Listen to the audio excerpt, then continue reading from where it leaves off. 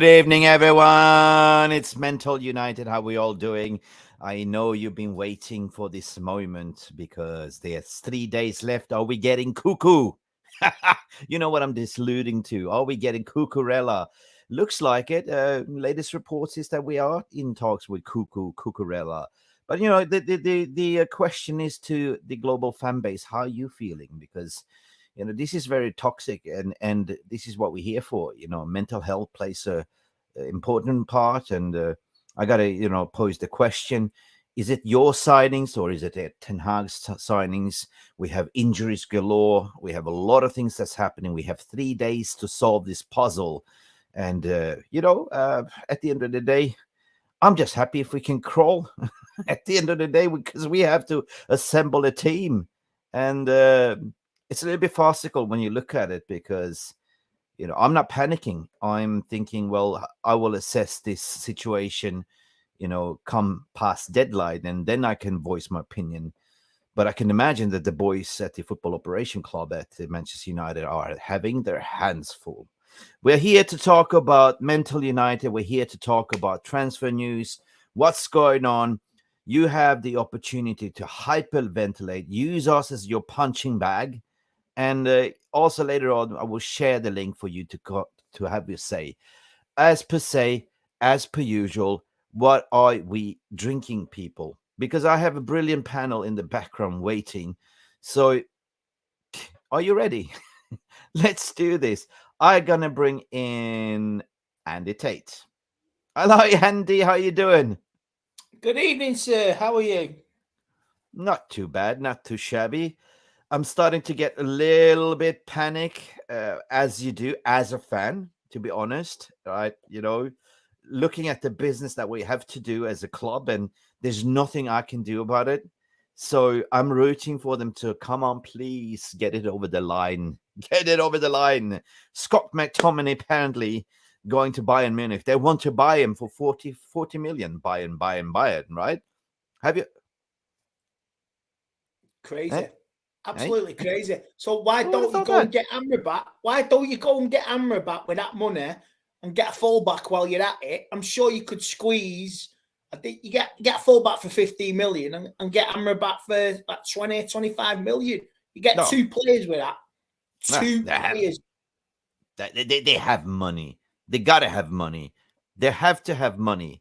I mean, they've already bought that keeper, haven't they? That keeper looks like it's been confirmed from Fenerbahce. What do we need that keeper for? I gotta ask the question. Mate. It's cover. It's cover, yeah. Because when Unana goes to the African Con in January, we are screwed, my friend. We're going to lose him for a big chunk of the season. You're talking 5, 6, 7 games. Possible. All right, guys. This is Mental United. We are here to be cool and composed. We're not going to panic. We're not on PMS. We're going to get ready to rumble. Now, for the thousands in attendance and the millions watching around the world on Mufc Realist TV. Ladies and gentlemen, from Mandalay Bay, Las Vegas, let's get ready to rumble!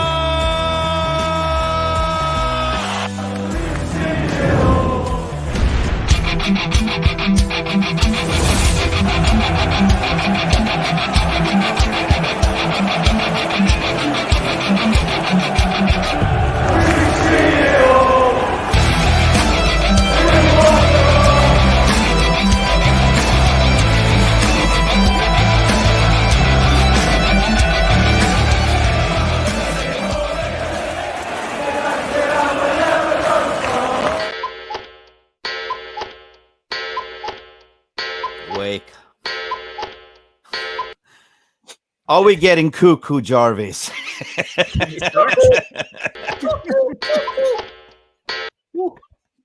Yeah, I think so. Big up, Andy. How are you? I'm okay, Jarvis. How are you, mate? I'm good. How are you, Mick? I'm good. You're late as usual. Are we getting cuckoo clock? Are we getting Cucurella? Talk to us. What's going on out there, please? Yeah, there's a lot of things going on today. There's been like Twitter going non-stop with the confirmations and new rumors all the day. It's spinning.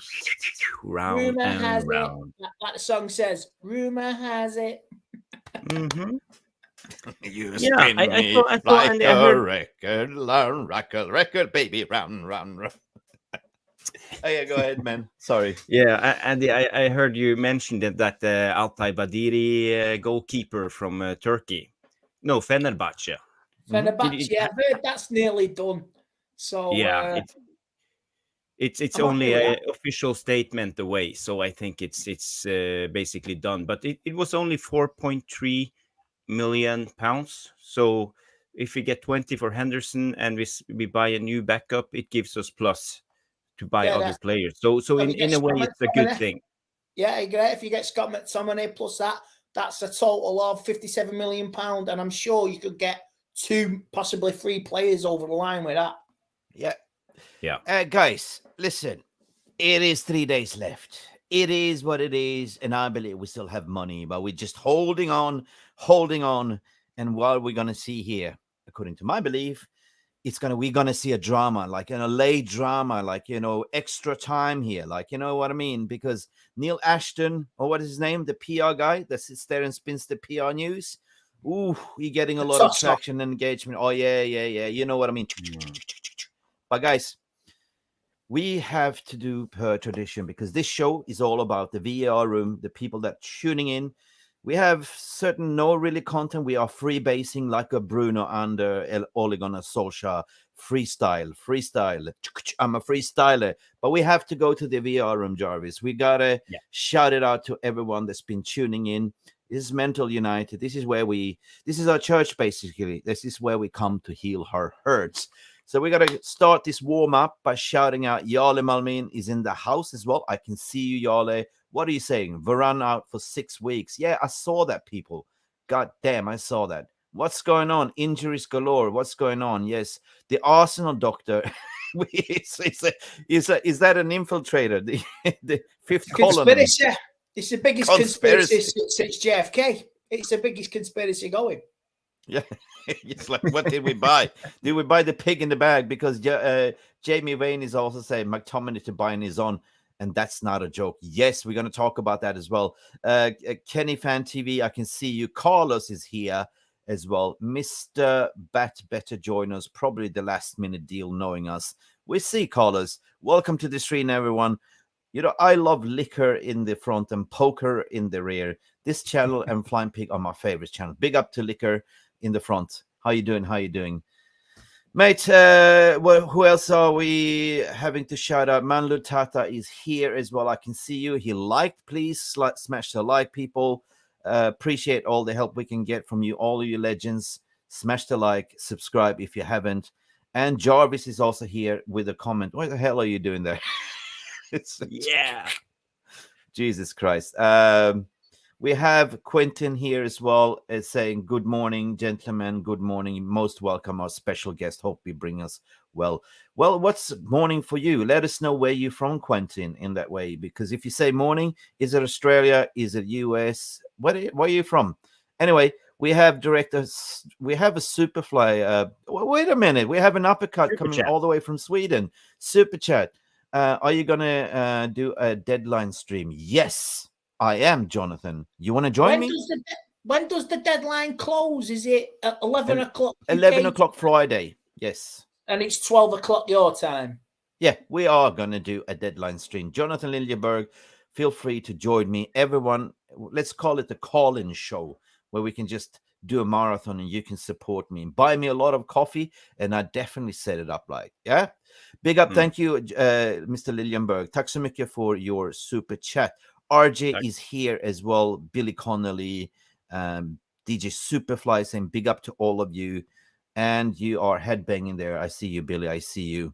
Some people say I'm happy with Cucurella, on the loan. He's good, can play in many departments. Yeah, he actually graduated from Barcelona Fine Academy. So, he's not a bad shout, just because he had a bad spell at a very chaotic Chelsea, right? The Sec 3 manager is, and who recruited him was actually Graham Potter, right? That he was his manager's Brighton. So, So I'm sure Ten Hag can get something out of him. That's the thing. Mark is in the house as well. Good evening to you. Never want to hear fans quote the phrase "progressive football club" in reference to Manchester United. The only phrase we need to is winners. Big up to you, mate. Big up. That's a super chat, to be honest. Sharon Begley, I see you. I feel you. Good evening. Feels like the club is in a mess. We are a little bit in a turmoil, but still, we have 3 days left, Sharon. So remain positive. I remain positive. Cuckoo is going to get to fit. What are we saying? Shaw is going to have be Roberto Carlos when he's back.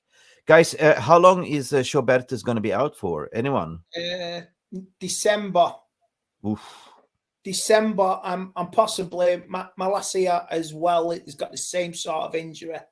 So even that could be November for him, possible December. So you're talking basically 6 months, aren't you? So 4 or 5 months. Good evening, I have the list. I have the list here, Mick. It's Mount is 6 weeks. Shaw is 3 months. Malacia is 3 months. Varane is 6 weeks. Højlund unknown, and Maguire stays, and Glazer, who knows? Glazer's injured for good. Yeah, let's hope they are. Yeah, let's hope. I'm not going to say that. And may I ask the question: are they all muscle strain injuries? No, with some ankles and some knees. Most of them are knees. Dallo is no. Who is knees? Is Mainu is a knee injury. I think Mainu was a ankle. Diallo. Oh, Diallo was a knee. Yeah, that was an AstroTurf. Yeah, most of the injuries occurred when we played in US Tour, the PR Tour. But we covered this yesterday, Andy, as well, because I kind of blame it on the weird season we had last season. When we had a World Cup in the middle of the in the winter, and then we had to play catch up 3 games a week. And 4 weeks recovery, back in training again. That's not enough. And these strange injuries, they do niggle, they come up. And I don't think this is, I don't know. There was something wrong with last season. But anyway, it's not only Manchester United players. There's a lot of other teams that are also suffering the same injuries. So, yeah, seriously, sometimes it's all about money, commercials, but they don't really care about players. But anyway, they get paid good money. What do you reckon? I agree on it. It's pushing the players to the point where, I need a rest. Oh, come on. You can do some commercial stuff. Come on. It's part of your contract. Go on. It's like that annoying little kid. Can I? Go on. Commercial. More commercial on that. So come on. Did a little PR. Promote the kit. Promote the kit. Yeah. When you with your mum in the toy shop when you was a kid and you yanking on a sleeve on a jumper like that, Mum. Come on. I want that. That's what United are doing, and it's like, we're in this position because of upstairs as well. So it's pushing players to the brink of say bad injuries. Even my dad says, the first 2 games look knackered. So a lot of travelling, a lot of stupid bouncing here and there and everywhere where you should have stayed in one place. Did we really need to go to Norway? Did we really need to go all the way up to Scotland and all the way to Ireland as well, where you should have just done USA? You know what I mean? Yeah.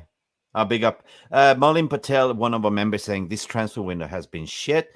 KMJ gone. Kerry Kane gone. No Amrabat yet. No new CB yet. And Maguire still have here. McTominay still here. FFP isn't an issue until next year. 100%. We're talking about injuries. Maybe Maguire has a head injury. Delusional. A wallet injury is more of it. He's got a wallet. A wallet injury. He's got an abscess on the side of his pocket. You know what I mean? Mm-hmm.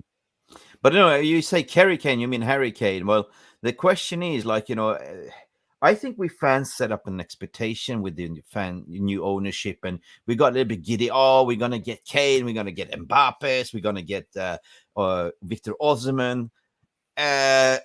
So basically, you screwed yourself as a fan. Like, you fell for the trap.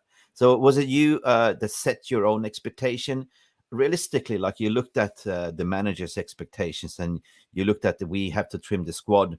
But I don't believe in this story we have to sell to buy, because I think we have money. It's all about, I don't know what's going on there in the club at the moment. It's a collateral money. There's no money there. It's assets. Innit? Assets. I heard a rumour today, Jadon Sancho. Look, Chelsea were looking at him. I seen that on a YouTube channel, and I was flicking through. I don't know if it's true, but knowing Man United, they'll probably like let him go and replace him. That's the incompetence of, you know what I mean? It's damage limitation now for United. They're panicking because, like I say, the debacle of the other week with Mason Greenwood, the bad press, the injuries now, everyone's panicking. Everyone's behind the scenes. They are absolutely shitting themselves. You know what I mean? They're panicking. They won't show it, but they're trying to promote positivity. And, how do you get the fan base on side? How do you get them? How do you know what? You spin so many plates. You spin so many plates with bullshit stories. That's what you do. Yeah.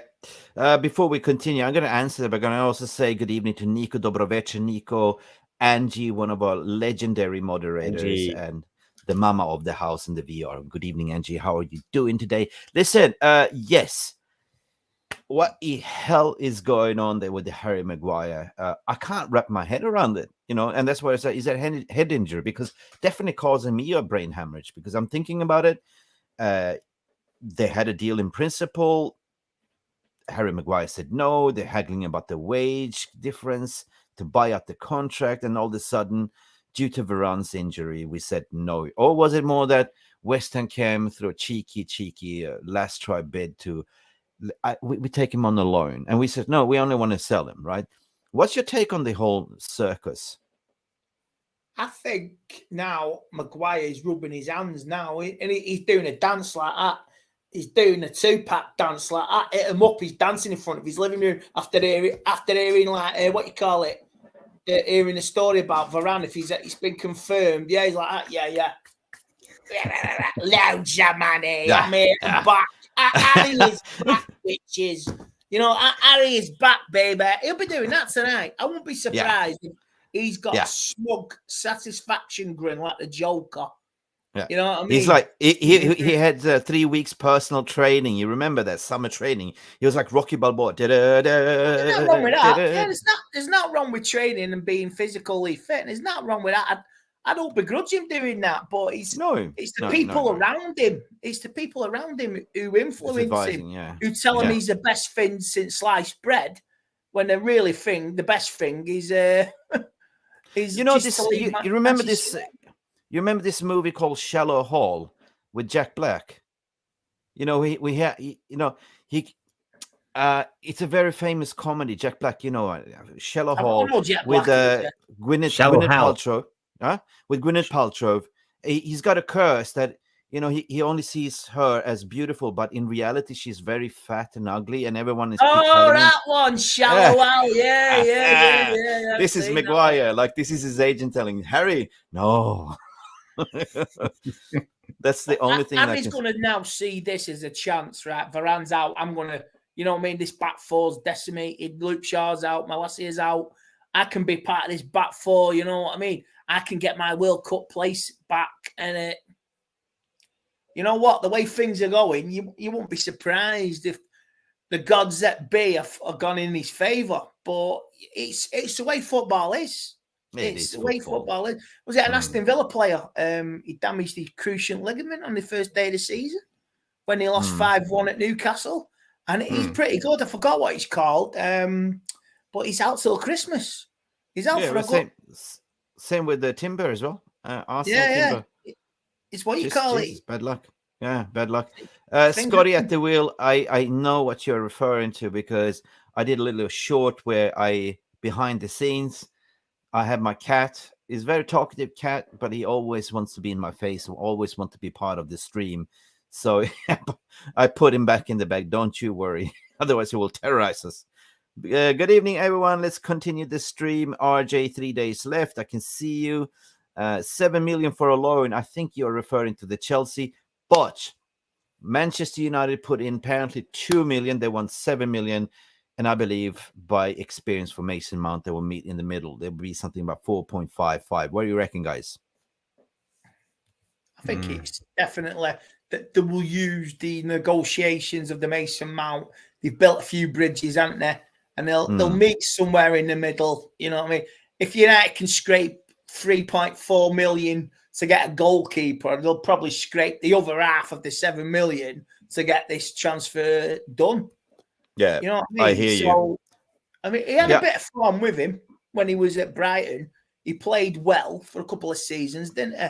And he under Mr. Potter. So we'll depack that. Yeah, we will discuss this later. We're on the warm up. We are sort of warming up. Like RG's game, Cuckoo. I see you, man. Angie saying good evening, Mick, Jarvis, boss, and big Andy Tate. Hand wink waving, hand pink waving, pink waving. We will also do that. I just see here pink. So we call it a pink.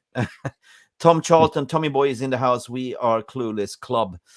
We might act 100%. like we are clueless. 100%. I kind of feel a little bit deflated at the moment. And that's what we're going to have a therapy session. Jeff Buss, who cares? Evening all. Keep positive, relax. Keep your mental health intact. What? Yep. Where is my buzzer? I salute you for that, sir. What else do we have?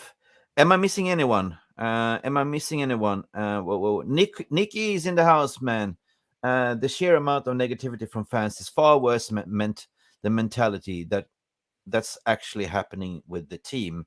Yeah, I mean, that's what we recognize on this channel because it does affect us as fans, right? I wonder, do the club actually care about our mental health, well-being? They really don't give a toss. I know it's different for players. I know it's different, but every day is a fight with life, and every day is a struggle with people with mental health. Yeah, I mean, I suffer from anxiety, and I get panic attacks. But like you say, the club never give a toss about me. They never, like you said, they've got no legal obligation to. It's up to me to look after myself, and my friends look after me as well. So that's it. They really don't give a toss about people's well-being. They don't. And Jarvis, spinning further on that notion, I mean, the press doesn't give a shit about us either. Like, they are also spinning on your emotions, right?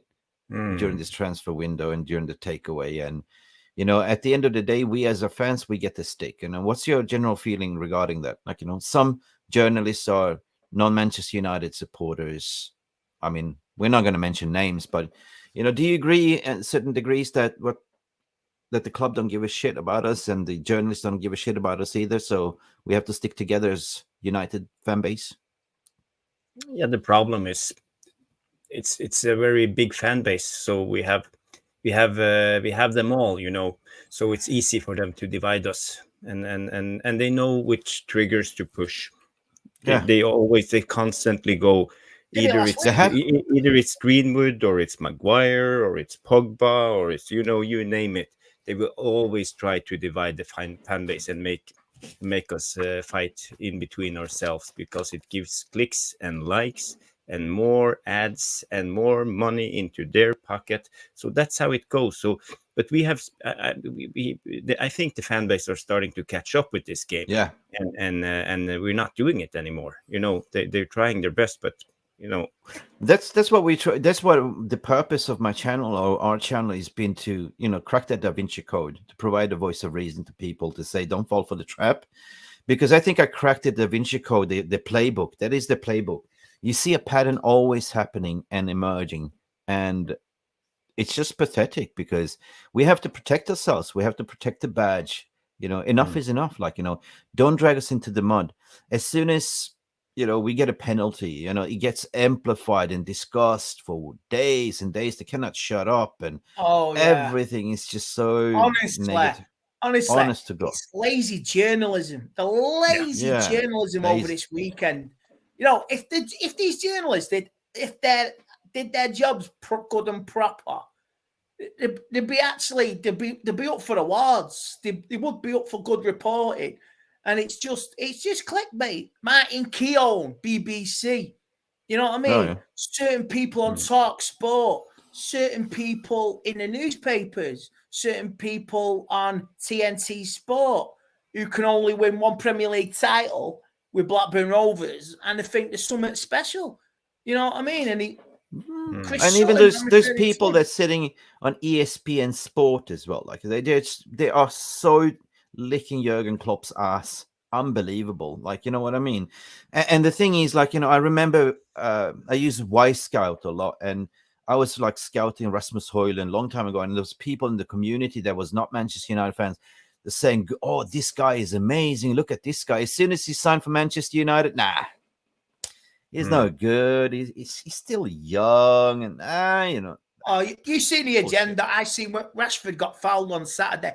There's a guy on Sky Sports, I think he's ex-Liverpool player, and he says Marcus Rashford. The sending off. It was not a sending off at all.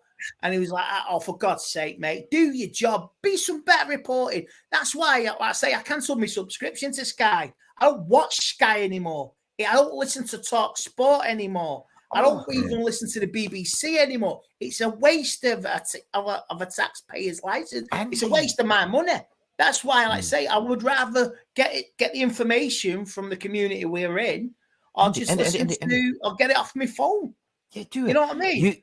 You just raised a forgotten thought earlier, but, you know, big up Fatty in the house, you know, get in, son. Get in, Nigel, as well.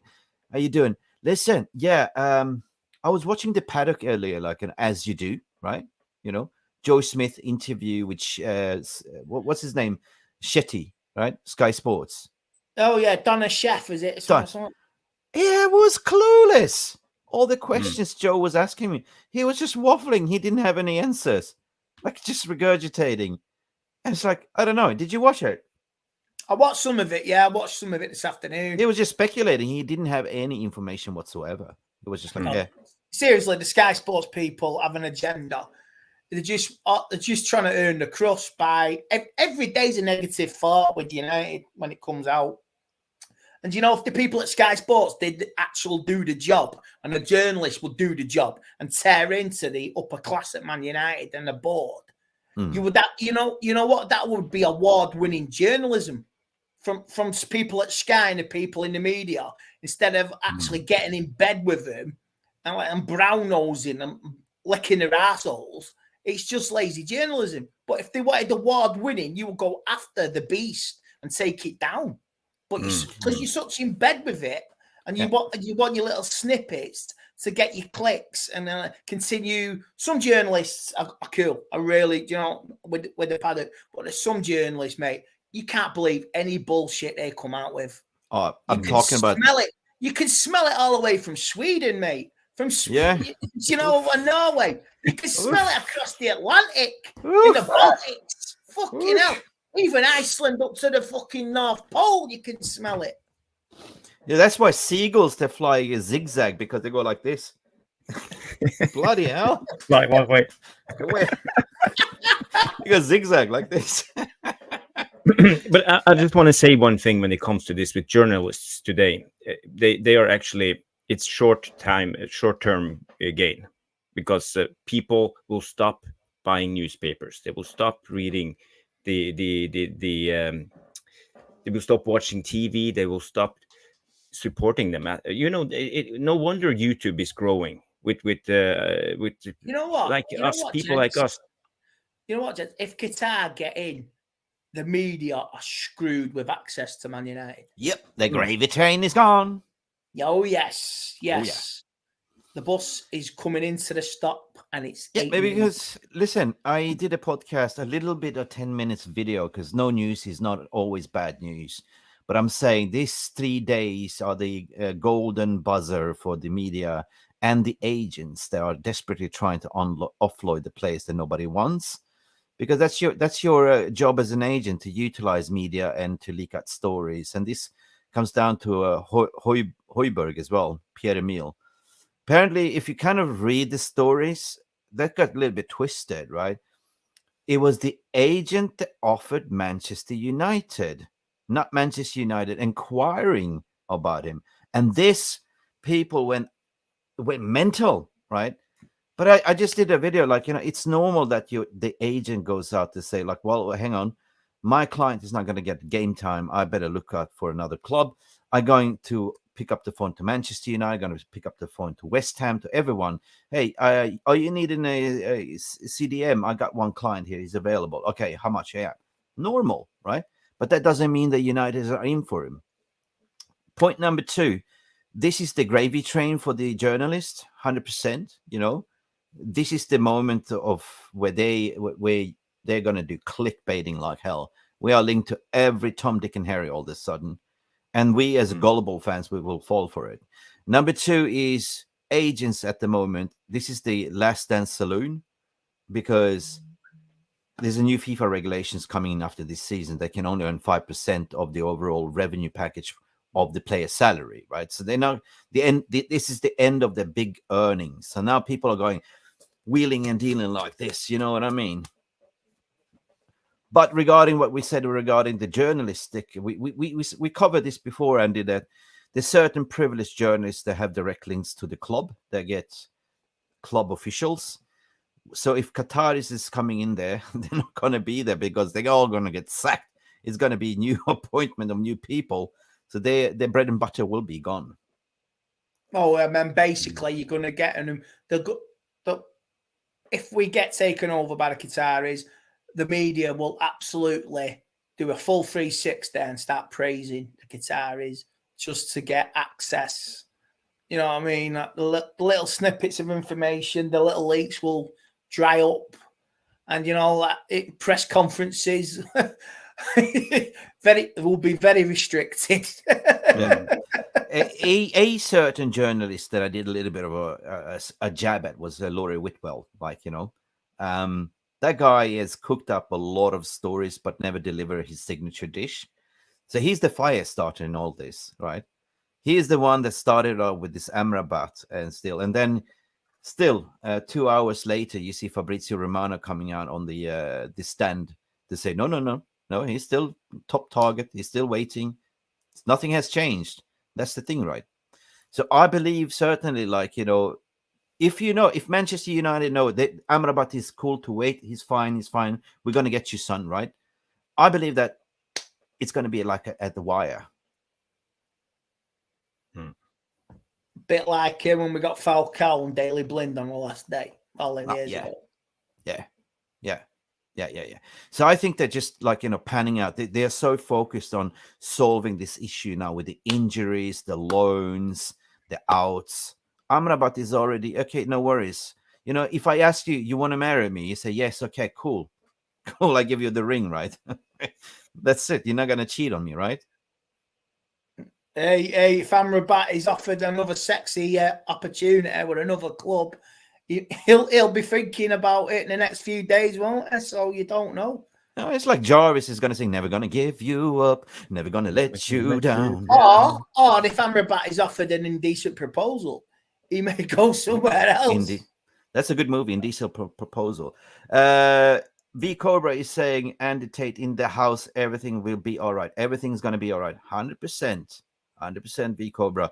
We are so behind the VR room. We're having Welsh girls in the house as well. Good evening. United suck the joy of every year. It's never easy, Welsh girl, to be a Manchester United supporter, isn't it? I agree with you. Lisa Jensen is here as well. Good evening, Lisa Jensen Olsen. Big up to you guys. Smash the like. Don't forget to smash the like. We have a super chat from Nigel Flynn. I see you, buddy. I see you. Where's that coming from? We have an uppercut in the solar plexus. Exactly, Mick. That's why they have an agenda against Qatar. All the UK journalists would need a new gravy train, Lucker, Stone, etc. Yeah. Simon Stone as well. Guys, big up for you, Nigel Flynn. I want to throw it out there. Every time I hear Stone in the press conference, he looks like he's got his head in a jar, and he looks like he's constipated. Sorry, that's my vivid imagination. What's wrong with Rashford? I'm sorry, I'm in a good mood. That was not funny, was it? I didn't get it. I mean, Simon Stone, whenever I see him in the press conference, every time he's on a camera or something, he looks like he's in a bubble or something, like, and he's got this constipated voice. Oh. Okay, that's just my imagination. Sorry, keep going, Jarvis. I'm in the sim bin. Keep going. Who else are we missing out? Well, yeah, let's not forget about the VAR room, because today is about them. So we gotta I'm trying to catch up. If you guys have any questions for me, Mick, or Andy, please shoot. And afterwards we will do a call in. So we will post the link in the description. No, in the comments. Mm-hmm. David Blackwood is saying good afternoon. Guys, I'm just catching up. I need your help, Jarvis, because I want to shout out to all of you. There's so many. This chat is moving faster than the gravy train at the moment. We have another super chat. I will cover that as well. Big up. We have a super chat flying in. Jarvis, can you help me with the VR room as well while I'm reading out the super chat? We have a super chat from King Rolo. Big up for you, man. Big up, big up. We have super chat, super chat. Super chat, super chat, super chat. Super chat. King Rolo, big up to you. Massive super chat coming in. A solar plexus punch. So what is everyone's prediction on the ins and outs for the last days of the window? I feel very negative personally. Guys, take it away. King Rolo, big up for first and foremost. Thank you for your donation. Yeah, I can go first. I hope that we will sign Amrabat, but even I'm beginning to be a doubter at the moment, because 72 hours left. Oh my God, this club is frustrating me at the moment. I have always been optimistic. I was thinking that we should sign the striker, but I think that's off. We will sign the backup goalkeeper, and we will sign the right back. So basically, Cucurella and Amrabat. That's my prediction. No Gravenberch? I don't think so. What about Scott McTominay out? Yeah, it's my opinion. I think that's what's going to happen. I think at the moment, my theory is the Glazers are just cutting all the cost to sit in the seat and wait as long as they can, so they will get another offer. Oh yeah, definitely. They will cut all expenses. Who farted in the room? Sorry, that's just my theory. That's okay. Andy Tate, take it away. I think we will sign Cucurella. I mean, there's a song in there somewhere. You know what I mean? Oh, Cucurella, a Cucurella, better than a Luke Shaw. A Cucurella, a Cucurella. We don't fucking need Luke Shaw. Hey! Definitely something in there. There's definitely something in there. But I think I say to get. I will definitely. It scares me if we sell Scott McTominay. Like I say, I think United won't replace him. I really don't think. You know what I mean? They will penny pitch. They'll take that 40 million for themselves. It won't surprise me. They've not taken any dividends for the best part of over a year now, and they'll bag that 40 million for themselves. You know what I mean? Yeah. So I think it'll just be a goalkeeper and Cucurella. That's it. Because goalkeeper and Cucurella. Yeah, I don't see anybody else. I really don't. Unless unless that credit card gets cleared, the interest rates and all that. Unless United surprise us with something, we get an offer, somebody else goes out the door we didn't expect. Maybe a Jadon Sancho, somebody go. No, you don't know. Rushy, are you telling us something that you know that we don't know? Rush Mano in the house? I don't know anything, but I'm just saying. No, I'm saying Rush Mano here. All Wouldn't right. be surprised if United get Amrabat on a loan. Cheeky bastards. Rushmano is the transfer guru. He knows everything when it comes to transfer. So, what are you telling Rushmano? You know what? Please enlighten us, because this is something new that I haven't heard, but this is just a speculation. Do you reckon then in that case that we are just scraping the barrel for loan deals at the moment? I think we are. We are scraping the barrel. We're checking Cheeky. basically. We're checking the Cheeky. biscuits in to see what biscuits we got left. Because you got See, cup of tea, and all we've got is rich tea. We've got no chocolate biscuits. That's it. We're scraping the barrel. Okay. Nuruddin said earlier we will not get Amrabat, but Nuruddin is Nuruddin. You know Nuruddin. I know Nuruddin. You know Nuruddin. You know that is his defense mechanism at the end of the day. So big up to Nuruddin for keeping it real. But I don't know. It's like I don't want to hit the panic button. You know, I spoken to Alfredo Pedula. I heard what Donnate is saying regarding Amrabat. I know the deal is there, right? I see it from a different football operational side because I come from that world. I know what's going on there. Like they're scraping the barrel, they're panic stations. They don't have enough manpower, so they're going to utilize a lot of intermediates there as well. I'm president. We didn't expect all this injuries. All of a sudden, we have to focus on getting Cucurella, and that's a fast deal. Like, you know what I mean? You know, all of a sudden you're seeing like, you know, move on. Yeah, I do believe the European media know more. And like I said, they know better contacts than the English media, because the English media, all they want to do is promote negativity, and they only want that exclusive to further their career. So I think European media is, like you say, more credible than the UK media. So the only credible UK source will be whoever gets that exclusive and breaks it. Man United is going to be sold. That's the way it is. That's all they're after. That's all they're after. Then after that, it'll be irrelevant. English media is irrelevant, but European media is more better. Yeah. The guy that I work with, basically, he said like it's such a farcical, because you can sit and have a discussion in a pub, and there can be a journalist just listening in like this, and it'd be the Jungle Telegraph, like, you know, they report on speculations and rumors, and all it takes is somebody to tweet something and everyone jumps on board. Like, big up Jeff Steele comes in with a super sticker. Mate, you're a legend, mate. Oh my god, all the way from Australia, a super mate. sticker of a pie.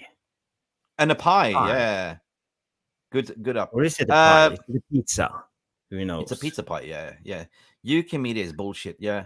So, and this is what I'm seeing, like, you know, regarding Lockhurst and then Muppeteers were towing the same line and discrediting then Demazio, Mr. Here We Go, and Alfredo Pedula, right? Enjoy my cheesecake, mate. Yeah, virtual cheesecake will do. Big up to you. Cheers. So I don't have, personally, I'm getting nervous as a fan, right? But I cannot afford to throw my toys out of the pram in front of you. You're my family, so I'm supposed to be voice of reasoning, right? I am getting nervous because I want this to happen, right? But realistically speaking, as I'm a realist, I will judge this after the deadline, right? Only then I will panic. But basically, every player we sign, basically, I will back. You know, I will back because I'm a Manchester United fan. But I do understand the sheer madness and what mental health does to you individually, because you want, you know, I don't want this player. I want that player. I want this player. But realistically, we're not the one that are doing the signings. We are not the ones that are doing negotiations. So realistically speaking, yes, I see Amrabat still. Personally, I see that being the number one target, because Mason Mount in a system didn't make sense without purchasing another midfielder. Right, so I see a midfielder coming in definitely. We got thrown the curveball with the injury of Varane all of a sudden, so that probably changed the mind to keep Maguire in. Otherwise, he will go out the door. Cucurella will definitely come in, I think, as a cover. Goalkeeper, as you said, I don't see a striker coming in at all. I see him keeping Martial at the bench.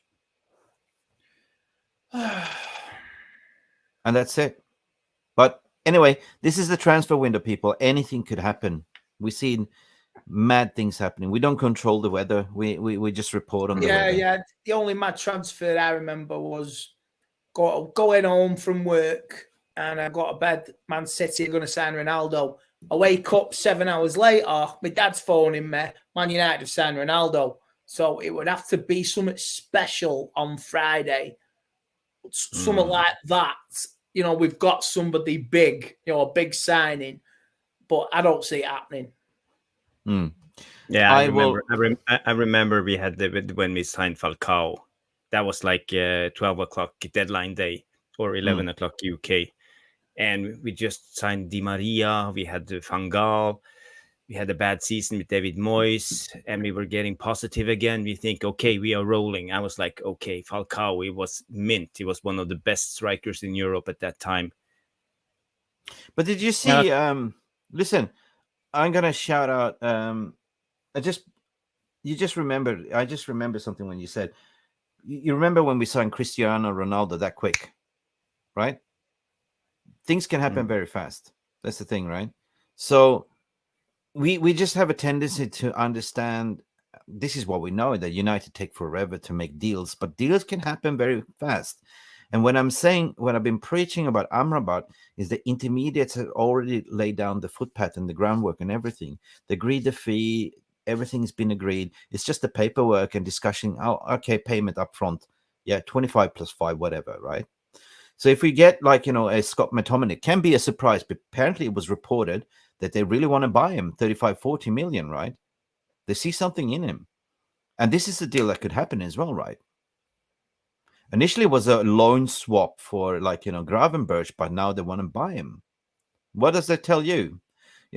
I just want to say what Rush is saying here. Getting Cucurella is a very clever business. Getting a player who has something to prove, top player, in my opinion, win-win for all of us.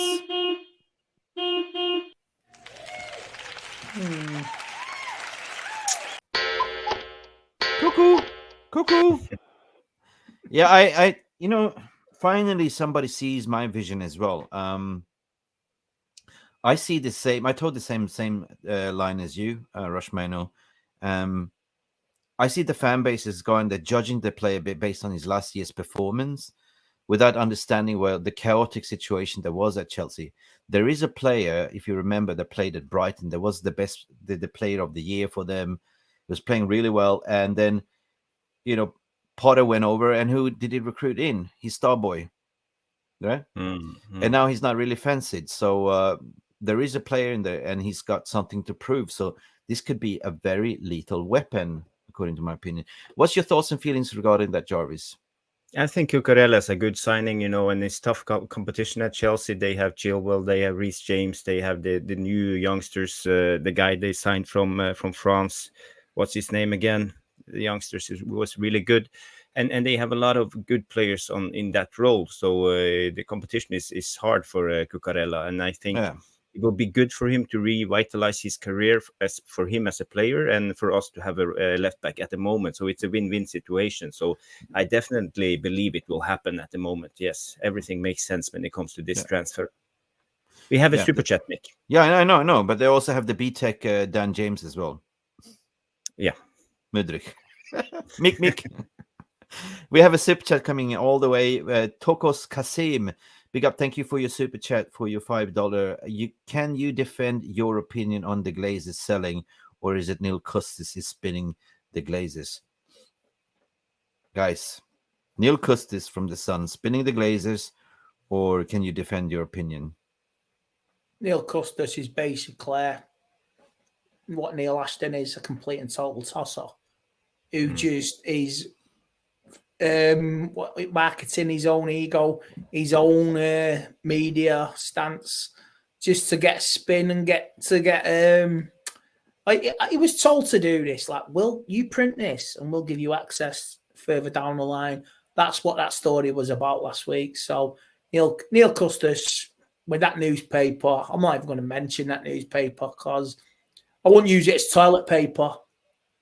That newspaper, you know what I mean? So waste of time. It's you say we give you something. You do this for us. We'll give you something down the line, and that's what Neil Custis has done. It's just to further his own agenda. But Andy, I have a question when it comes to this. Why do you think the club do this? Because what do they have to gain by spreading like propaganda or fake news? Because it will divide the fan base. Because 24 hours before, it was Mason Greenwood, and the week before, they were testing the water. There was like, putting the fishing rods in. You know what I mean? Where's that great white shark? That great white shark. So they dangled Mason Greenwood over the side to test the water. And the great white, basically the public took a bite out of it. And basically, they pulled him in. Mason is finished. So basically, and the contradictions of the three statements, blah, blah, blah, one, blah, blah, two. You got the club, you got Arnold, and you got Mason. Every contradicted statement led to another question. And every question led to a bigger answer. And this is why the club came out 24 hours later. Hey, guess what, people? Forget what happened 24 hours ago. This is what's happening now. And this is what they do. This is modern journalism. I've never known a football club, any football club, bar us, to divide a fan base. Seriously. I mean, that's why you have Neil. That's why you have the Neil. This is Neil Ashton's playbook, mate. Where did Neil Ashton come from? He was a journalist himself. He knows. He's a PR expert, right? And there's certain people, journalists, that they are utilizing in their book. They are the mouthpieces. I scratch your back, you scratch my back. I give you certain information, you get the credibility in the story, right? This is how it works, right? So it might also be a pulse fillers like you're throwing out there. You know what I mean? There's always some truth in the information that comes out, but not the whole truth, right? Maybe it was this to throw back some positivity to the fan base. Maybe there was some truth in it. We don't know. That's the thing, right? But what bugs me?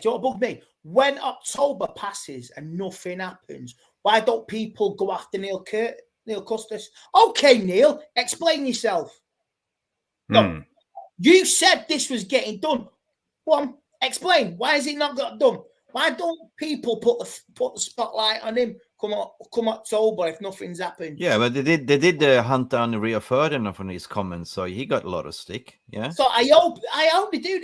If nothing happens, I hope fellow journalists turn on him and I hope he gets a bad rap. I really do. Because if nothing happens, he's the biggest fool, as I would say. He's the biggest bloody fool in the media. He is. And if he's right, he's the best thing since sliced bread. Innit? Yeah. So that's what it is. So he's going to go 2 worlds with Neil Custis. He'll look a complete and utter fool, or he'll have credibility of the highest accord. Yeah. Big up Tox for sending in a great super chat. That led to a great debate and question. Rush Maino is also saying, don't forget that Pep wanted Cucurella before Chelsea overlaid for him. Big point, man. Big point. So I wouldn't panic over Cucurella. I think that if we can get him firing, it's a good asset, to be honest, right? Very good going forward, also good defensively. He was a little bit of a shit stir. I was always irritating, like, cut your hair back, cut your hair. I hate your hair. Because he was good. He was good. What else? Jarvis, are you lazy today? Help me. Mo Hamza is here as well.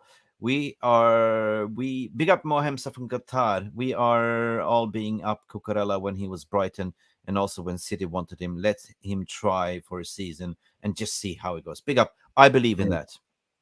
I will back.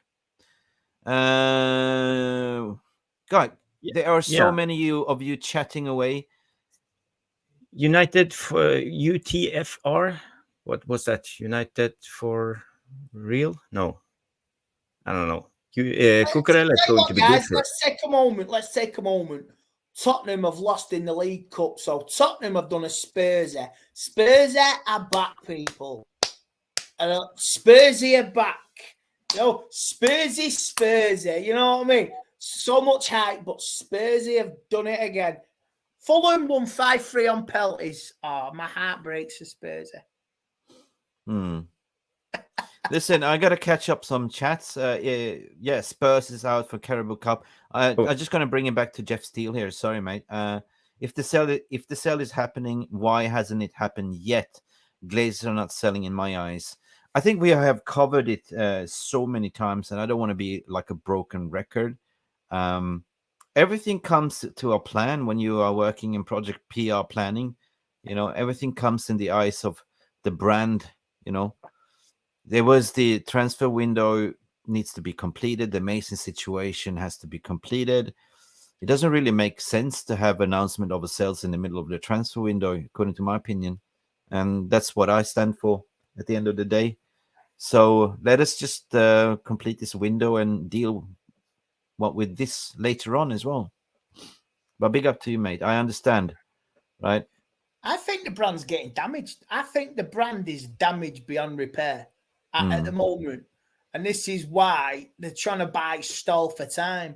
Because come October, if nothing's happening, the brand's going to get even more damaged.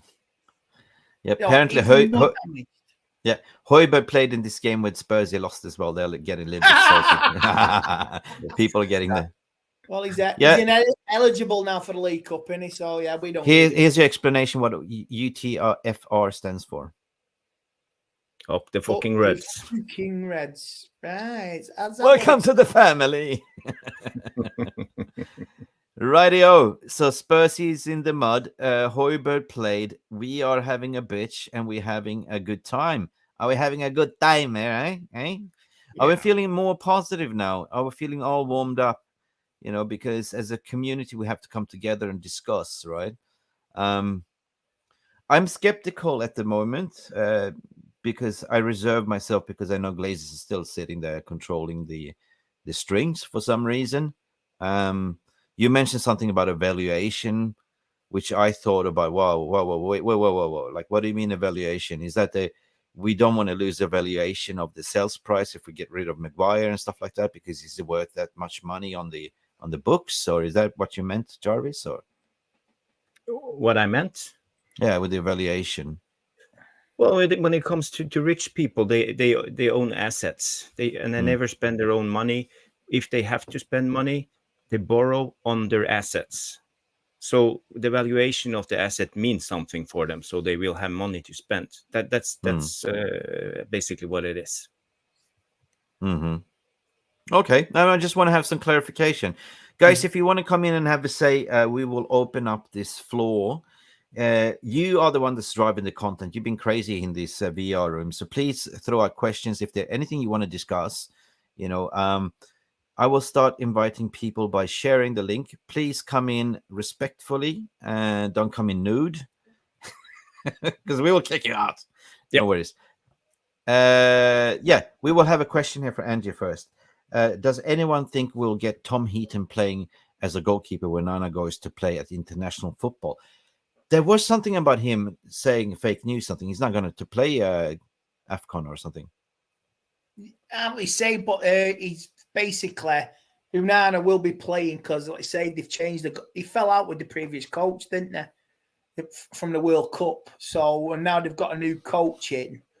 He's going to be available to play in the AFCON in January. So I think Tom Heaton will be, and maybe the Turkish lad from Fenerbahce as well. So I think with the games around Christmas, depends where we are in the League Cup as well.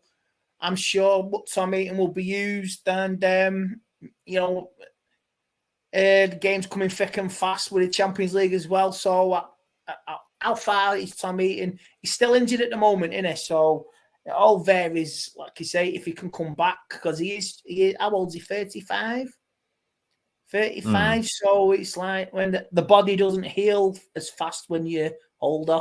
So we'll have to wait and see. He may get some game time at Christmas, other side of January, or the new lad will from Fenerbahce. So we'll have to wait. Is there anything else that we're missing out to discuss? I mean, we kind of dismissed that Scott McTominay thing, like to Bayern Munich, but Christian Falk came out and say when Mr. Bayern Christian Falk reports on it, I believe in it, 100%. He was spot on regarding everything else with Kane. He was spot on with, the Lazio. What was that? Kim Min-jae as well. So why wouldn't he be spot on here? It's again British media downplaying others, to to be honest. Yeah, Christian Falk is and Bildt is very reliable when it comes to Bayern Munich. They are almost 100% reliable. So it's very strange that they will report something like that. But the thing is, why we are skeptical. For me personally, it's almost too good to be true. You know, could be swap Gravenberch for McTominay and. Mate, that sounds like this reality TV soap, Wife Swap. So you swap your wife for a week to live in a different house. Listen, big up for all of you. We have another person that's going cuckoo, and it's Sajiv. How are you doing, sir? I'm very good, Mick. Good seeing you, Jarvis, and good seeing you, Andy, as well. And in the building. You're in the middle of the buy me a coffee and the transfer news. Are you right to be in the middle there? I'm all good there. If you can come up a little bit higher, you'll be good. Otherwise, people can scan you and buy us a coffee here. Like you can scan the QR code and buy a coffee. There you go, son. How you doing? It's a great morning, so it's not bad here. Yeah, but what time is it, mate? Yeah, outside is good. Outside life is good, but after watching the United Real Therapy, it's not looking good, bruv. Well, this just Saeed and they're just having a therapy. I know. I was just venting. They're just releasing tension. They're venting. That's the way of venting. I was just there for the laugh. So it is what it is. What's the time in Sydney at the moment? It's 7:03 a.m. Yeah. Wow. You know, Jarvis, I met somebody Saturday from Australia. He's from Melbourne, and he begged me for his picture, and it was there with his dad. It was unbelievable to meet somebody from Melbourne asking for my picture, and he says we watch you all the time on the paddock. So it was crazy. Yep. It was crazy. So people saying buy him a coffee. You need to wake up. I already just had a coffee, so I'm good, bro. Big up, lad.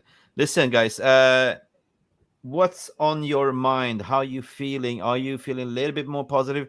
I'm going to share you the inside story because me and Jarvis particularly goes a lot on Nuruddin's channel, right? And this is the formula with Nuruddin. He starts like this.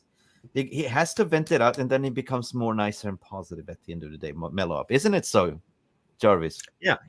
We always finish up with a high, so it's just the way it is. But I love being on this channel. It's very good to like talk about things, and you know, if you have your worst fears, it's good to like express them, and then you like get them out of your system. So in a way, it's good. Yeah. Sajiv, talk to us. Tell us how you feel. How confident are you? 3 days left of the window, and what is your expectation in ins and outs? While I have to let my cat in, excuse me. Sure. Go on. To be honest with you, I don't. To be honest, I don't know what's really going on. I mean, we were meant to have Amrabat like ages ago, like literally, like. I mean, the guy's been waiting for us for like since end of June, I believe. Yeah, it's been a long time, and we started reporting this first on this channel, and Alfredo Pedula, he said it was a done deal. Basically, every parties was agreeing, and the deal was done. We only missed the last little push to get it over the line, and it's just the way it is. It hasn't happened. So even I am starting to doubt this transfer with Amrabat. What's your take on him then, Sajiv? Yeah, honestly, I've been to be honest, I've been just like since last week. I've started to doubt this transfer window. It's the way how we have handled this transfer window is absolutely shambolic. I think this was our worst transfer window. I don't know since like what season it was, but I think this is definitely the worst transfer window I've ever seen. Yeah. Sorry, I'm back. I call him Cody Catpoo. I mean, we should have got him though, honestly, in January. Angie, don't forget to smash the big like and subscribe, Mick and Jarvis channel. Free. It's free. It's free. Don't be greedy glazes. This is a 3 out of 10 window. I would say, guys, just I have to sort of throw it back a little bit to say we can judge it after the deadline. It's too early to see. Magic happens. I mean, there is a story in there. Like, if Amrabat is waiting and training by himself, he's only waiting and waiting and waiting. He must have been told something, right? Something that we don't know. But if he's been played along, he'll be very angry and disappointed with 100%. Manchester United. And I don't think Ten Hag will do that to him. No, but I don't think Ten Hag would do it to him. But if it's the people upstairs, you know what I mean? It's the absolute idiots upstairs. Like I say, it could go elsewhere. I've froze myself out. I'm training on my own. You led me down a garden path, and there's no end in sight. So you know what? I'm gonna go to somewhere else as well. Like I say, I've even heard there's rumours tonight other teams are in for him as well. So you don't know what's going to happen. Of course, they will be lurking there at the end. Yeah, if an opportunity comes up to go to a half decent team and the United transfer falls through, he'll do it. He'll go. Yeah, get the bets out. What we're saying, like, and go batshit at the end of the window, because this is a crucial moment for any agent and the player. There's nervous moments. Deals can be hijacked. Deals can be stalled. Deals can fall through as well, right? But something inside me is telling me that this is a very unique deal with Amrabat. They have already had a pre-agreement. Maybe they put in some down payment as a security blanket to say, here's a 5 million to hold on fee, right? Mish. Sorry. I tell you, he's a terrorist. Cat poo, all right? But I certainly believe that I'm not going to put my... Angie just missed... Oh, my God. Angie, you're gifted 10 memberships. Guys, brilliant. Wow. Man United Van Cam was gifted a membership. Oh, yeah, I see you. I see you in the house. Yes, Mr. Yes. Man United Van Cam. I know the legend. Kevin. Yeah. How was your holiday, Kevin? I hope you had a good holiday. I saw your beautiful pictures. Lviv was gifted a membership by Angie. Lefty Frizz was gifted a membership also for Angie. FIFA Don was gifted a membership by Angie as well. Moan Felix was a membership, became a member. Claire Baines will gift a membership. Dexter as well. Lucky Singh. Wow, guys, big up to you. Give Angie a massive shout out for all this membership. Girl, you're amazing. Just the way you are. Oh my God.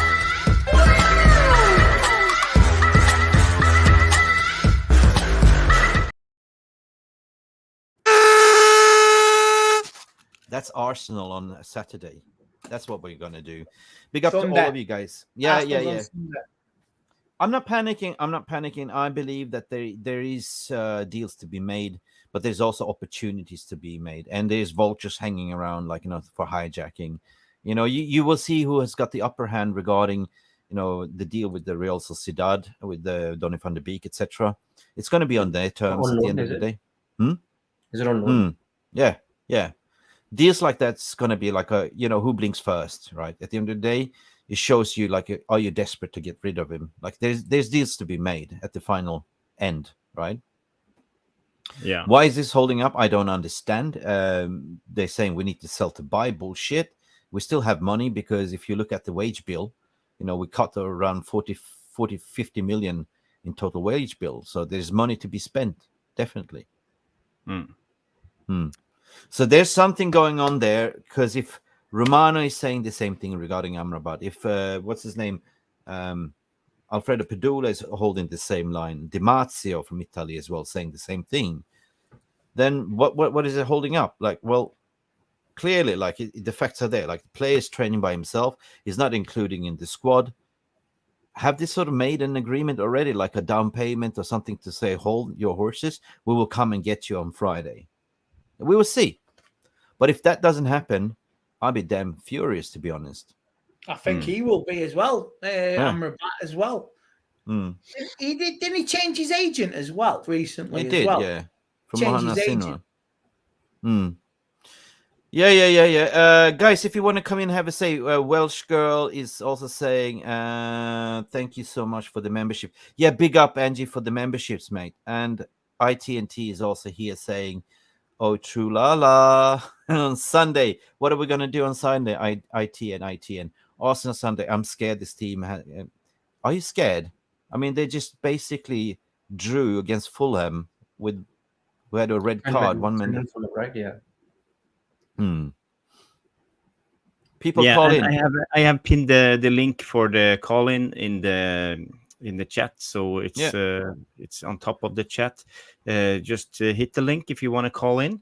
Yeah. If you Kev, have if you're listening, come in, have a say, tell us about your holiday, XYZ. Jeff Steele is saying we want Weggers back, is what he's saying. All right, let's ping it in here again. Final call before we close the shop. Unless you want to talk about something else. We will raise the game. I believe so. You know, it's like the song, I believe I can fly. I believe I can touch. I'm getting positive, though. Thursday, we're going to do a Arsenal Gooner. We're going to roast some Gooners on this show. Definitely, it's going to be 2 United players against 2 Gooners. Ayush Jill, it's been a long time, my friend. How are you? We're finished. No, we're not finished yet. I just want to talk about our left back, Alvaro Fernandez. We talked about him a little bit yesterday. What's your take on him? Is he getting loaned out, or the guy is 20 years old? Granada. He played for Preston in the Championship, 46 games last season. He was their player of the season as left back. He came from Real Madrid. He played very good in the preseason. Now we have 2 left back injured. Why are we going for Cucurella? Why can't we play the best talented youth at the moment? I don't know why we can't. I really don't know why we can't play our best youth and give youth a chance. We're based on youth and it's in our tradition. So I don't know why we can't do it. Why loan out a talented player when he could be useful? Like I say, you got to utilise all your squad and use your chances. Like Ahmed, I've heard like you say, Ahmed is going to be challenging for what you call it for the left wing. I'll be up for that. He'll be challenging Anthony. I don't want Palestri to go out alone. I don't want Palestri to go out alone in Sheffield United. I want him to give Rashford a chance. They say you need competition for the wings, and I don't mind it, and that's what I'm up for. Thanks. Yeah. We have another caller coming in from the stream. I got to say good night to you, Sajiv, as well, because we can only be 4 on the stage. But thanks you for coming, for having your say, mate. Thank you, my friend. Have a good day in Sydney. Stay cool and composed and be positive. That's all we can wish for. Thank you so much. Big up to you, mate. Thank you. Can I just say, Leeds and Salford is 8-all on penalties. Jesus. Welcome to the stream. Nathan, how you doing? Nathan 82. Where are you calling from? I'm calling from Norwich. From Norwich? Yeah. What's on your mind, my friend? How you feeling? Just all this with Man U, it's got to be the worst transfer window I've ever known for years. Mm-hmm. I mean, there was talk of all these Qataris and that taking over. I think if you give them the list of players we're linked with, they'd probably sack everyone in the club and I don't think they'd believe what's going on. Is it more of your expectation, what you were expecting, or just the overall assessment of just how overall? I'd expect us to get at least one player we were linked with. Like we were linked with Rice, Kane, and all them. But if West Ham were interested in Maguire and McTominay, why didn't we offer both of them for Rice? That don't make sense. I tend to agree on that, man. I just think if we get new owners in, we could have, depending where we are in the league, if Qatar come in, we could have a serious January.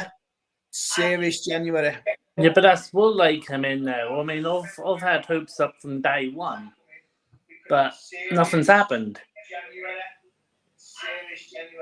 We'll have to wait and see, my friend. We'll have to wait and see. But what's your expectation? I mean, do you expect anything to happen by deadline, Nathan? Well, probably Amrabat. Or is it the hopes that kills you, right? I mean, like these players when I linked with, were they actually on Tenhag's list? Well, Jarvis, what do you reckon? Say again. These players. I just got a message on WhatsApp. So yeah, say again. These players United are linked with, were they on Tenhag's list to start with? Well, it depends what you mean about the list, because he usually have like 3 or 4 players in the positions he wants to strengthen. I don't think he get his top choices. No, I think, for example, when it comes to Anne, I think he would like Harry Kane as a striker or someone in that area, because having a top striker is important. When it comes to midfielder, Amrabat was... Yeah, I would say Amrabat probably was one of his first choices, and Onana was his first choice without a doubt. But I'm not sure when it comes to Højlund. I think he was more like number 4 on the list. But there's just too much expectation on Højlund. He's still a kid at the end of the day, isn't he, as well?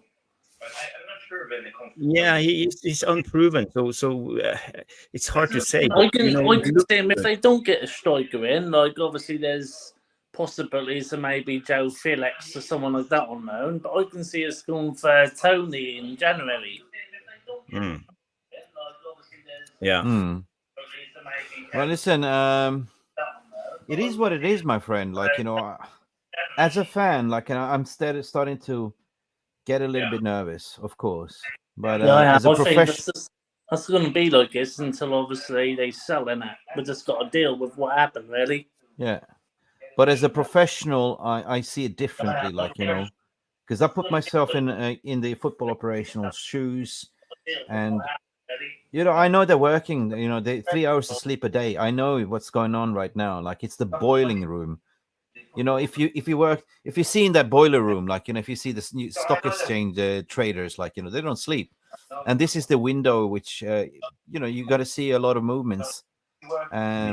This is the final crescendo. There haven't really been improvements. I mean, people slag Mount off, but I think Mount's okay. He's done well at Chelsea. You just need time. It's been 2 games. Yeah, we see. All I can say to you, Nathan, is like, whatever you believe is yours. Stay true to yourself, my friend. And I still believe Qatar will take over. Like you said all along, from since your videos started, you're adamant that Qatar was taking over. But do you think that's still the case? Yeah, 100%. I don't see any other way. All I'm if there saying hasn't is been no contact between them, they've got to give them exclusivity so they can try and get what they want out of it, can't they? Well, we're living in a world, Nathan, where we don't. There's certain elite that there's certain elitism, like a pyramid, that you don't understand, like what you're receiving information from, and there's certain things that people benefit from information. The media is utilizing this as far as they can. Like, once you create a story, you will always milk that story to the end. And we as a fan base, we need to wake up. And this is what I'm trying to do on this platform, to say, whatever you believe, it's your truth, but don't get fooled. Like, don't read the headlines, right? Just be patient. I know that it's very difficult nowadays to be patient, and I know everyone is checking socials, and we want this to happen now. What's going on? We don't have any patience, But if we just have a little bit of a faith, a little bit of a patience, and judge it after the transfer window, only then you can throw your choice out of the pram, right? But I believe, Nathan, that it is by default we've been spoon-fed this negativity by the club itself, because there have not been any communication whatsoever from the ownership. Never. They keep silent, right? So they appoint people to spin PR. They have a social media team that doesn't read the room, mate. All they care about more engagement, more clicks, more positive brand engagement, and more value for us, right? This is how pathetic it is, right? But then I also look at it, the more successful are, the more the more the Glazers are going to want to stay, isn't they? Because there's money they've got incoming, so they've got no reason ready to leave. Mick makes a good point. Mick makes a good point. It's about clicks. Man City won a treble, and within 24 hours, Man United dominated with Qatar. There was all these rumours flying around, Middle Eastern accounts leaking out. This was on the club. This is what the club came out with privately, probably. And you probably, you say, you won't put it past them. Oh, our fan base is absolutely livid. We've got to take the sting out. We've got to get clicks. We've got to get something back. Man City's won a treble. So they come out with all these absolute bull stories. Within a day of Man City winning the treble, we were the most talk about thing on social media. This is what United spin. They spun it. We have to get something. How can we turn this to our advantage? Because our fan base is absolutely baying for blood. So this is what they do. This is what they do. It's the nature of the beast. Now, could you imagine with a well-run football club what social media would achieve? Could you imagine what would a winning team would give you social media? Yeah. Social media winning team and a team on the pitch that's giving you titles, FA Cups, Europe Champions Leagues. Social media, mate, it'll burn out, it'll crash. They'd have to hire more people. But the way Man U have started off this season, do you reckon that a lot of it is what's going on behind the scenes? Like, obviously, with the takeover, all the problems for Greenwood. Then you had, like, the Anthony allegations and Tenhag not getting the signings that he wants. That's got to be affecting the first team. I think it affects 100%. It affects everyone. You're an employee of a company, right? You work for a company. What's going on? Everyone talks. It's like being a football player is working for a company. You're employed by an employment contract. You've got more on the horizon as well coming. Really, it's going to be with the issues, allegations surrounding Anthony as well. Like you say, that's a story for another day. And Man United have got that in the smelting pot to deal with. And I think, all right, brother. Like you say, who knows what's going to happen down that route? All right. Yeah. Everything's going to be all right, Nathan. Yeah. All right, right. Cool and composed, brother. It's good coming on talking to you anyway. No worries, brother. Like, just you look like you were a little bit older in generation as well. Like, you grew up before the social media. And just remember. I'm the one that normally come on your Frogs Everything Carby, and you normally go, oh, how big my carb is. No. Yeah, you're the copy. Yeah, okay. Yeah, you're copy, mate. Oh, big up to you, mate. Now I can put pieces together. No, but what I'm saying is, I grew up before the social media, of course. For me, it was Sunday paper, right? This is where you got all the gossips and transfers and stuff like that. But since the social media has kicked in, now we're in a sixth gear of social media with the AI technology and stuff like that. It's getting worse and worse and worse and worse, right? And all I can see that people are stopped using their logical thinking and brains because we've been spoon feeding all the time. We read the headlines, but we don't have time to read the actual stories. And lazy journalism as well, what we discussed, they don't really write stories. They just reshuffle words around, confusing you, right? Yeah, so and then there was like Ferdinand's leaks as well, weren't there? Yeah. And that's just too much. Just take this example with this Højbjerg story, right? You read the headline, oh my God, but you have to look for the key story, which one single sentence. It was the agent that offered to Manchester United. It wasn't that Manchester United offered, but this came out to spin that Manchester United has acquired about it. You see how it plays out, right? Yeah. And then you have this jungle telegraph and retweets and oh my God. And unfortunately, this is the world we're living in right now. But before you go, my friend, we have a great point here for RJ. Regarding Højlund, this is for you, Jarvis. Read this out.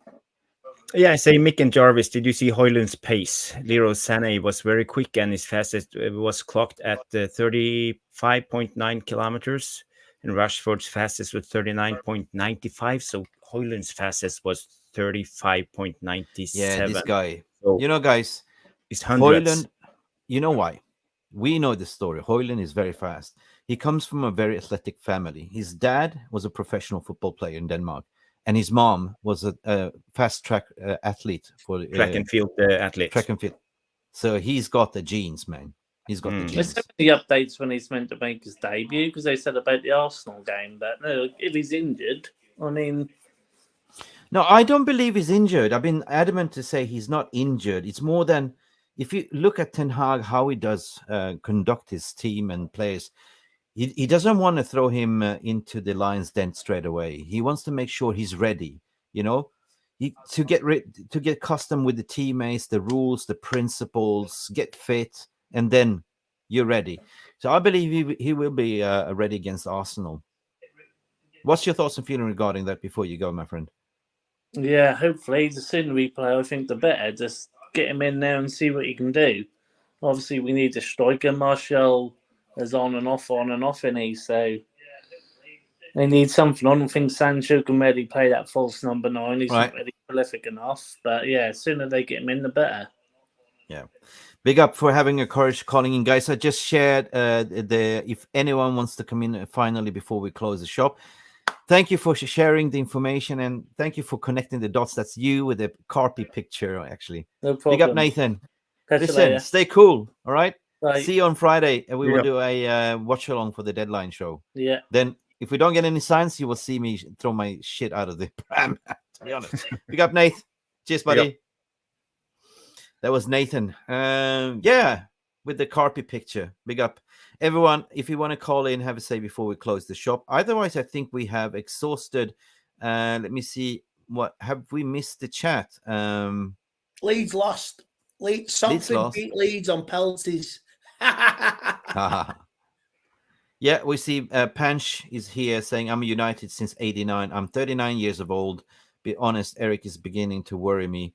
Seems to be a yes man if we sign Tottenham and play. I don't think we will sign the Spurs. I agree to disagree in a way, because he's been giving a how do you say, you've been giving a bad hand, right? If you still have to work with the Glazers, right? You work with what you got. So you've been giving a bad hand with all these injuries and stuff like that. So let's wait, mate. Let's wait till deadline, all right? Guys, what's your thoughts and feeling regarding this panache here? I don't know what to think or expect in the next few days now. We are in the dark, and the only people who know anything won't give anything away. And that is Ten Hag, and that is the people who are doing the transfers. Like you say, you can't trust them. I trust Ten Hag, but he's been severely let down with the targets he wanted. Right. And, I wanted A, B, and C. Oh, and you give me E, F, G. You know what I mean? We know what F stands for. We know what G stands for. Fecking gobshites. I love you, Andy. Fecking gobshites. Really? So, yeah, I haven't seen Nikki for a while, so big up for you. I love that Metallica picture. The fact that Hoyland is a United fan as well, living the dream. Jay, thank you as well. I haven't seen you for a while, my friend, but the stream, we always want to say thank you. Evening, everyone. Missed the start, but I have a feeling there is a massive frustration with transfer scattergun approach.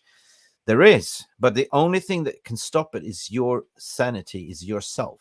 That's my final message to you, right? Yeah.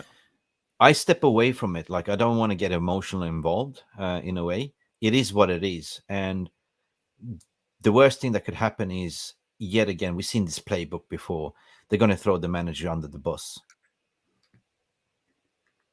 Right. They won't dare. They won't dare because the fans won't allow it. Because you already seen the signs. If the players do this, like you say, I for one will turn on the players. I will back my manager to the very end. Oh, yeah. I will not put up with any more. This is what caused us all from the previous season. A team that absolutely just down tools just to suit their agenda. So if they do it again, this set of players, which I don't think they will, but if they do, the fan base will turn on these players again. They will back Ten Hag to the manager. the players, the fans know what he's building, but if the players don't buy into it, start downing tools, tell you what, you're out the door, mate. And I say, I for one will turn on the players. Don't care who you are. Don't care who your reputation is. I will turn, and if it has to get nasty, I will say nasty things. Yeah, me too. I already.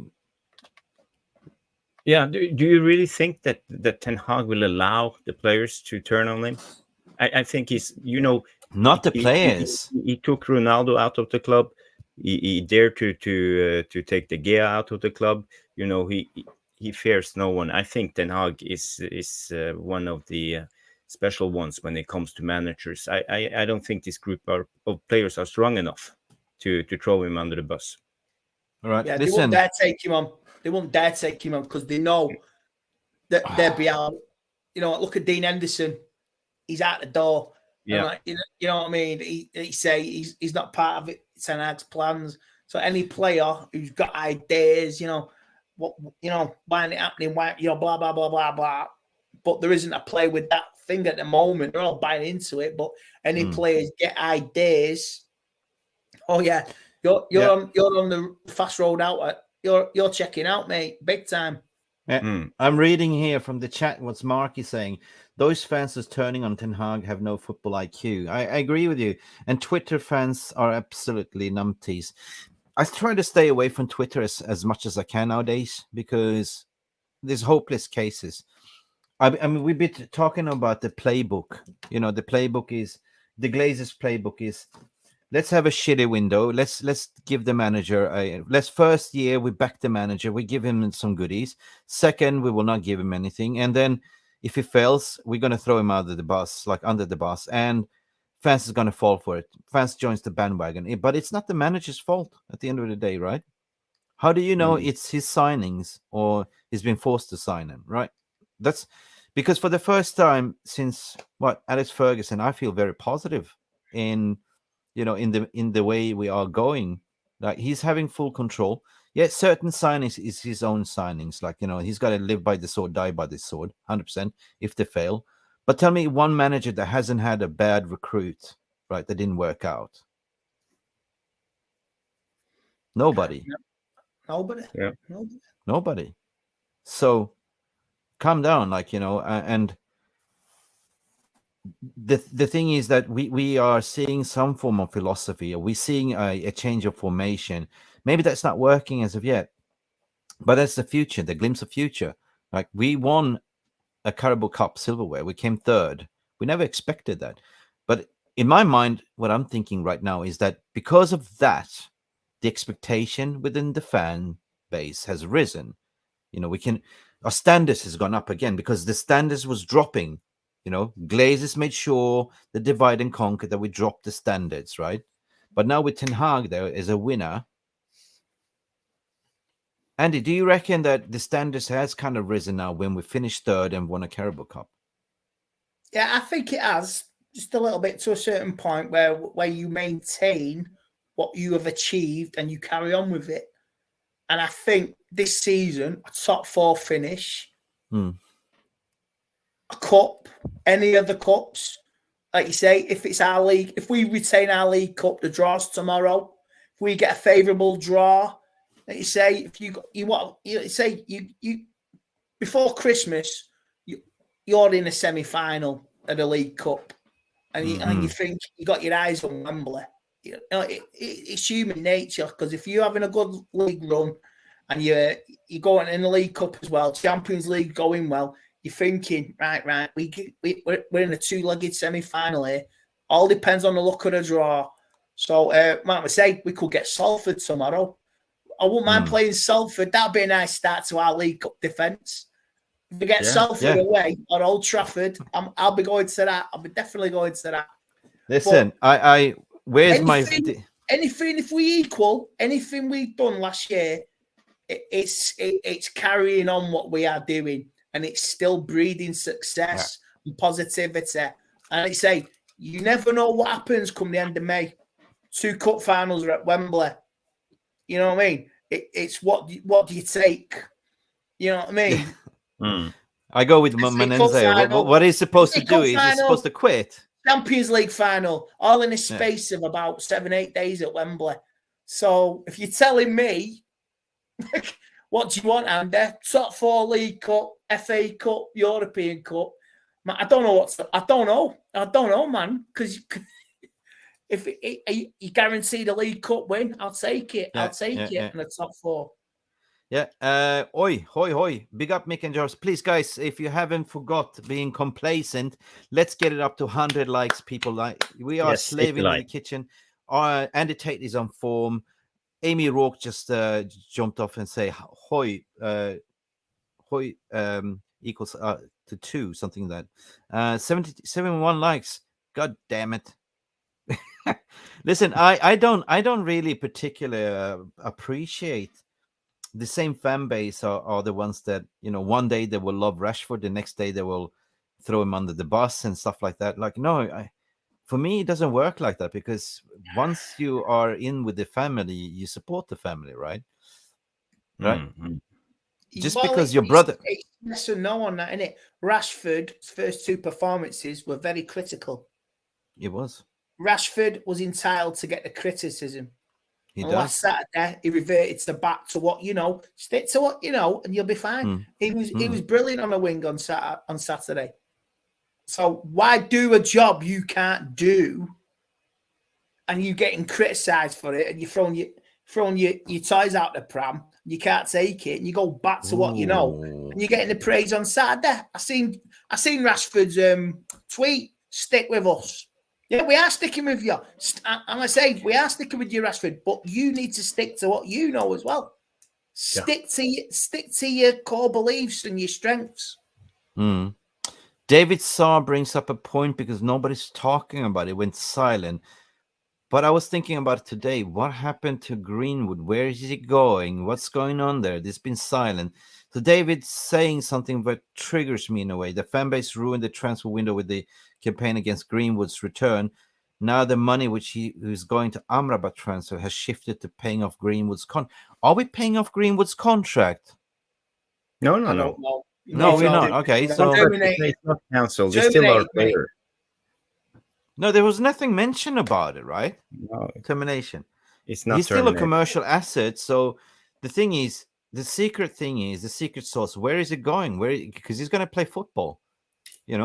Is he going to Fiorentina? Maybe that's a make way. Yeah. Secret sauce. We don't know.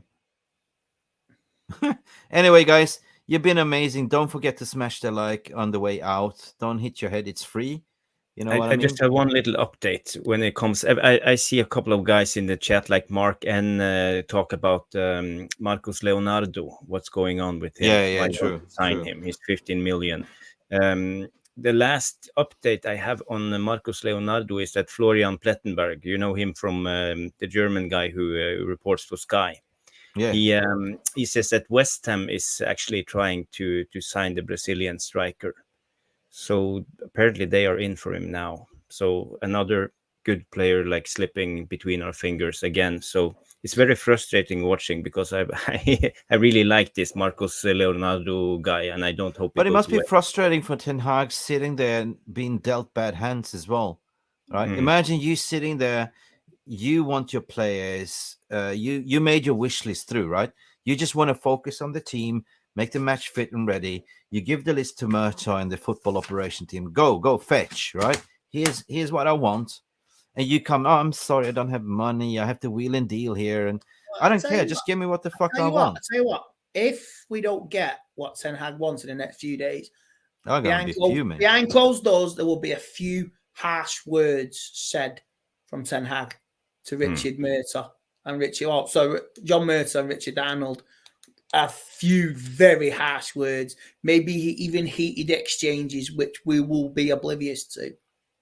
And I hope if we're going to protest, if we're going to fucking protest, the protest is to fucking back the manager to get what he wants, right? Okay, we can protest about the Glazers out, yeah? But why can't you just protest to actually back the fucking manager to make sure that they pay out to give him the fucking targets, right? How about that? We organize a protest quickly, ASAP. Yeah. I think privately, John Murtough and Richard Arnold will be shitting themselves. I mean, if you want to be proactive, think about it. You can sit here, emoji and whinge on Twitter and socials, but do something about it then, right? If you really care and love about this club, I cannot. I'm sitting here far away. But if I could instigate it, I'll go and protest about it. You know, back the manager, give him his targets. What's going on? Because we are your customers, right? We are buying your shirts. I'm not buying your shirts, but we are season tickets. We are sponsoring you, right? Yeah. Do I have a point, or am I just smoking something? I don't know. Depends what you're smoking. Nothing illegal, nothing to promote here, nothing to see. Divide and conquer. Come on, Andy. I don't know, mate. I don't know what to expect for the next couple of days. Like you say, I think privately, Richard Arnold, he'll be bricking it, and John Murtough, they'll be bricking it. They don't deliver what he wants. They'll be like, oh, go on, Bennett. I've got to prove. For them, they've got to prove themselves to Qatar as well, probably. They've got to work this off. If privately, if I don't deliver now, I could be gone. They're trying to save their own jobs privately as well. Oh, but he needs. Qatar's watching this. Qatar's watching this transfer window. You know they are. They are, 100%. But you know what? I don't think John Murtough and co will be there much longer. And Richard Arnold and all them, they will be gone, right? And I agree with Red G is saying here as well. Like, you know, back to manager is good, but he needs a proper director of football. If you remember how they did at Ajax, right? He was him, Overmars, and Van der Sar in a committee. And they all had to come to a consensus to prove these signings. Actually, no, it goes to two layers. You know, what about this? And that goes to another level of board discussion, and they go for it, right? I don't know. There needs to be some proper structure. Anyway, guys, 79 likes. We've been slaving. I'm tired. You are tired as well. Big up, Andy. We're supposed to come out tomorrow, but you can't tomorrow then. So we have Jay Daly on tomorrow then. You're frozen. I'm sure Jay will fill the substitutes role quite respectfully. We're going to talk a little bit about our fantasy league football team. Did you join the league? Oh no, I forgot. You have to send me the link so I can join it. Jarvis. I'll get a mishmash team together. You know what I mean? It's never get a dirty dozen. Pick a dirty dozen and see where to finish. All right. Ain't no point of discussing. I hope you all enjoyed this stream. Thank you for everyone that donated super chats and memberships. Big up Angie for gifting 10 memberships. Big up for everyone that became the members. Somebody said I never got the link, but we're going to shut the shop anyway right now. Mark, probably, did you want to come in to have a say, Mark? I don't know. I think we're going to close the shop now anyway, guys. It's been a rough day, long day. I'm tired. Great show, Stephanie, Mick, and Andy. VR room is what we're saying. Big up to all of you. This show was all about you, people. You're the one that driven the content. We didn't have any plan, basically. We just came in and had a chat as a community. Yeah. So, the latest update on I just refreshed Twitter. Apparently, Leonardo is in England as we speak, and West Ham has a number 9 shirt ready for him. What? Mm-hmm. Who? Marcus Leonardo. For West Ham? Yeah, he's in England as we speak. Sky Sport is reporting. West Ham hijacked it. Yeah, but West Ham have a lot of money. They are doing everything now in the last days. So. Declan Rice has provided a future for West Ham. That hit from nothing. That was a future than United have got. That was a punch in the nuts. Fuck. Yeah. All well, right. it's not over until the fat lady sings, so we can still If it's in England, like, you know, hey, he's in England, right? You have Mayfair. Big Viking woman with Viking hat and long stringy hair like that. She's clearing. Okay, let's not finish. I see people go, no, what the fuck? Hell, no, Jarvis, what a joke. No, please. We're supposed to finish on a positive note. Don't worry.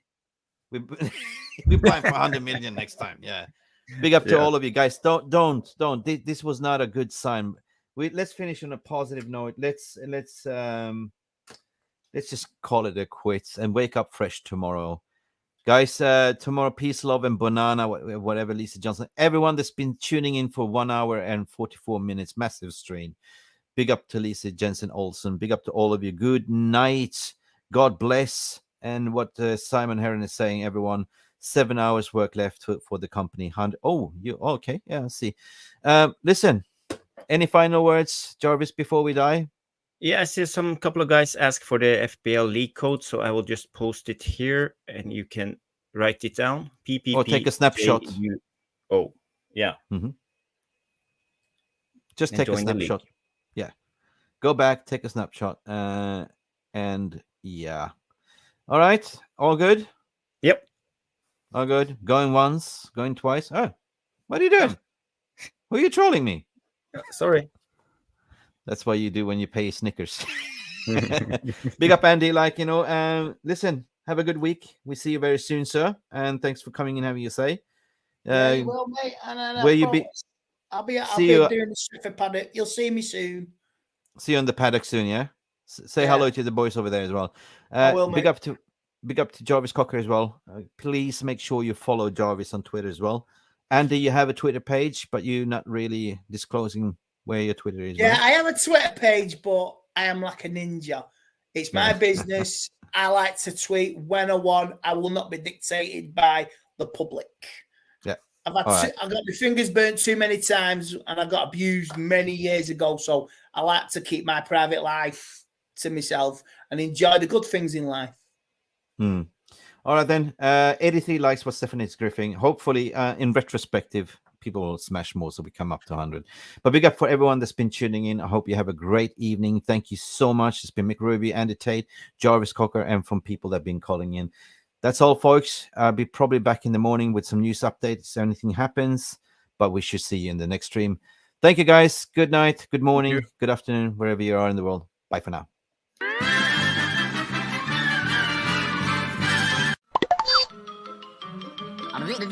That's all, folks. Thank you so much for stopping by and watching Mufc Realist TV. Don't forget to like and subscribe and follow us on the socials.